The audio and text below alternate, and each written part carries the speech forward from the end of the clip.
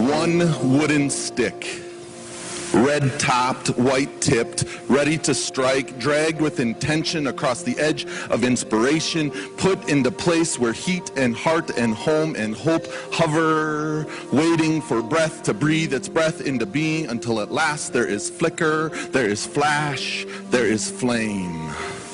She was matchstick. Sent here to burn, to blaze, to heat things up, to warm our soul.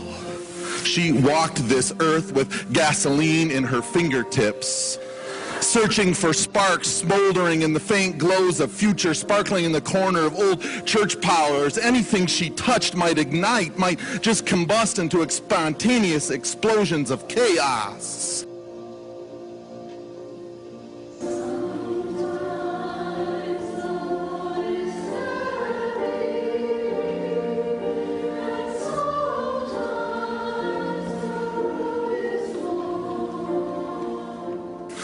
Shoot, y'all.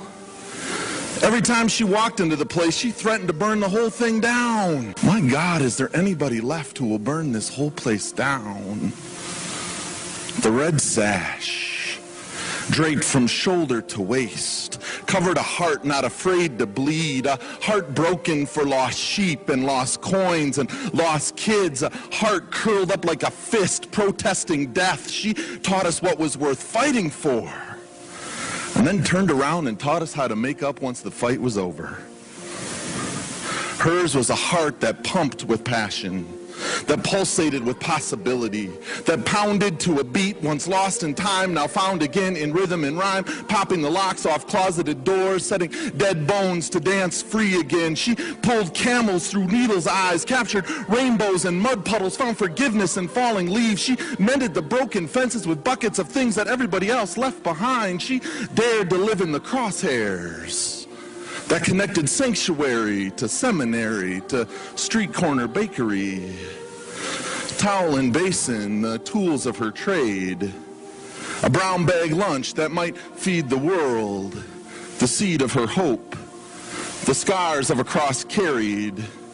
The signs of a job well done. From generation to generation, no failure of nerve, avoid triangulation through self-differentiation, bringing oneself into the presence where anxiety simply slips into non-existence, sitting in a sharing circle until truth finally whispers, listen. Terry, earth-stained mother, theological animator, flaming spirit, laughing jackal, rising bird, knowing spirit, inner light. Where is your flame? I see it everywhere. I see it in the eyes of a poet, pastor, partner for whom kenosis is no theological abstraction, but a radical trust that even when the glass appears empty, it's still completely full, even if what's in it you can't see. I see it in the eyes of your children, who sing and dance and dream and hope and live and love as if the stone might actually be rolled away. I see it in the eyes of an order, deacons prepared to shut the church down in order that it might be the church. I see it in the eyes of young people who spent their summers feeding the hungry and clothing the naked and welcoming the children because you told them it was the closest they would ever get to God. I see it in the wide open eyes of teens whose open mouth sings as if they believed the only thing that would save the world was their voice.